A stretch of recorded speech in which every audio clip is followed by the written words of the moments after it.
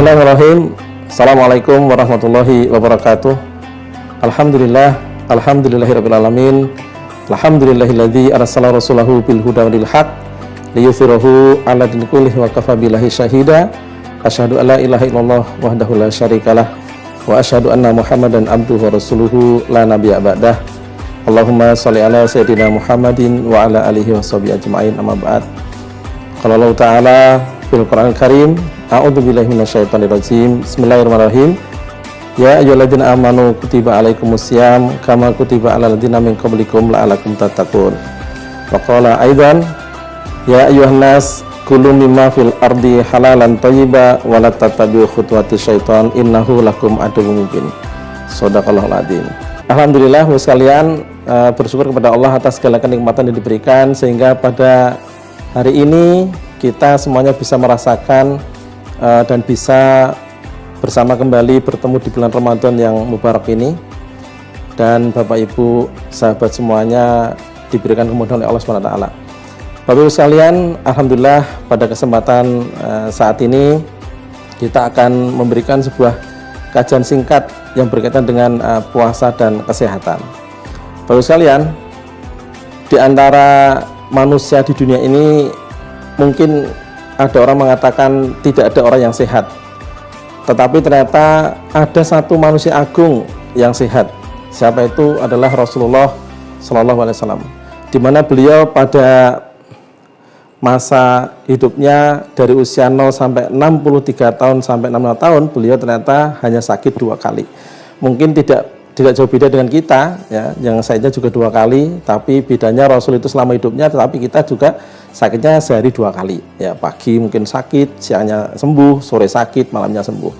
Ala kulli hal, Bapak sekalian, apa sih yang menyebabkan atau apa rahasianya Rasulullah SAW kok bisa seperti itu? Bapak sekalian, ternyata sebagaimana yang sudah disampaikan Rasulullah, bahwa berpuasalah kamu maka akan sehat. Nah, di bulan Ramadan ini kita akan menjadikan diri kita akan lebih sehat seharusnya. Apakah cukup dengan berpuasa saja? Ternyata Rasul memberikan sebuah gambaran bahwa tidak hanya sekedar berpuasa, tetapi ada di dalam Al-Quran yang harus kita pahami, di mana di surat Al-Baqarah ayat 168 yang berbunyi, ya ayyuhan nas kulu mimma fil ardi halalan thayyiba. Jadi Bapak sekalian, tidak hanya sekedar berpuasa, tetapi lebih dilengkapi dengan makanan yang halal dan thayyib.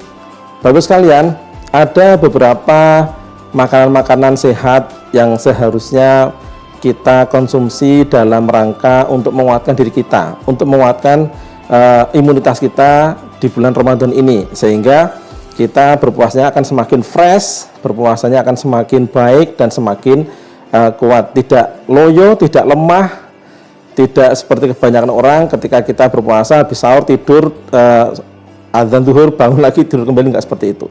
Bapak sekalian, apa sih ya rahasianya sehingga Rasulullah bisa sehat seperti itu? Ternyata Rasulullah SAW itu sudah memberikan sebuah gambaran bahwa yang pertama adalah Rasul itu menyarankan kepada kita bahwa beliau itu senantiasa meminum madu, sehingga dalam sebuah kitab Nabawi itu beliau mengatakan, barang siapa yang minum madu pagi hari sebelum matahari terbit, maka dia akan terbebas dari penyakit-penyakit berat, atau yang disebut sekarang ini namanya penyakit degeneratif. Nah, penyakit berat seperti apa? Banyak yang mungkin hari ini orang yang mengatakan seperti kanker, diabetes dan sebagainya, itu adalah penyakit berat. Nah, kenapa kita bisa seperti itu? Karena kita tidak melakukan yang pertama ini. Apa itu? Kita mungkin jarang, ya, atau kita mungkin lupa untuk aturan yang diberikan Rasulullah, itu minum madu. Jadi minum madu pagi hari sebelum matahari terbit. Jadi sebenarnya ketika kita itu mau mengikuti apa yang disampaikan Rasul, kita akan sehat. Ini yang pertama nih. Nah, jadi Bapak Ibu sekalian, kalau yang di rumah hari ini belum punya madu, segeralah siapkan madu. Daripada nanti bapaknya pulang bawa madu, makanya Bapak Ibu siapkan madu di rumah. Untuk apa? Untuk persiapan puasanya agar semakin baik. Yang kedua adalah ternyata Rasulullah SAW itu menyukai minuman yang hari ini tuh mungkin kadang orang belum tahu. Apa itu? Namanya susu kambing. Loh, apa susu sapi nggak boleh? Boleh, susu sapi boleh, tetapi ternyata setelah diteliti, susu kambing itu dia proteinnya lebih lembut dan dia sifatnya basah. Maka ini sangat aman untuk penyakit dan sangat bagus untuk masalah terapi penyakit dalam seperti paru-paru, jantung dan sebagainya. Alhamdulillah ini sangat direkomendasikan oleh beberapa pakar kesehatan susu kambing. Maka kalau kita mengikuti dua ini ya, yang kedua madu, yang kedua susu kambing, maka insya Allah kita akan semakin kuat. Cukup ini enggak, ternyata Rasul juga memberikan sebuah gambaran, beliau memakan sesuatu tidak hanya sekedar makan terus sekalian. Apa itu? Sampai Rasul mengatakan, berpuasalah kamu dengan segelas air dan kurma, ya, segelas air putih dan kurma. Nah, ternyata yang ketiga Rasul itu suka dengan makanan kurma. Apakah cukup kurma? Tidak. Ini kurma itu mewakili yang namanya makanan-makanan sehat, buah-buahan. Nah, Bapak sekalian, apa rahasianya kita makan kurma?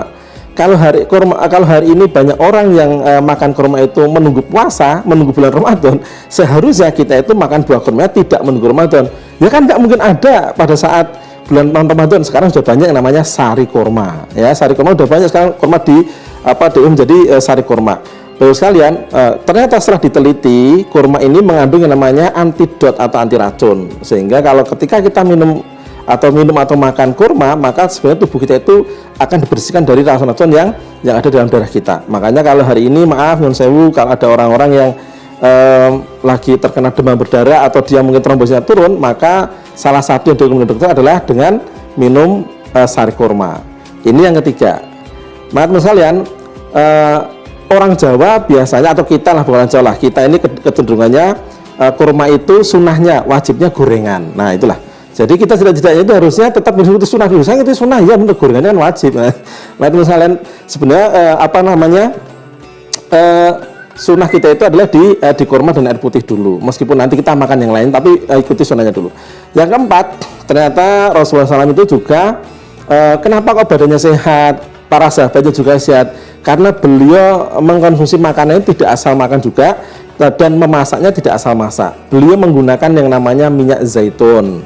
Ya, jadi kalau misalkan kalau hari ini kita banyak kolesterol dan sebagainya, banyak asam urat dan sebagainya, itu bisa jadi karena kandungan minyak yang berlebihan dalam tubuh kita. Tetapi uniknya di zaitun tidak seperti itu, dan zaitun sangat bagus, dia akan mengikat lemak dan dia akan membuang. Makanya teman sekalian, kalau kita kepengen sehat, insya Allah terhindar dari asam urat, kolesterol, maka kita minum minyak zaitun. Kalau dipakai goreng gimana? Silahkan dipakai goreng, kalau harganya lebih murah nggak masalah kan, gitu loh. Kalau uang kita lebih banyak, maka kita bisa gunakan minyak zaitun. Minimal konsumsi minyak zaitun pagi hari dan sore hari atau malam hari mau tidur. Ini minimal buat 2-3 sendok. Yang kelima, sekalian, ini rasanya adalah yang digambarkan.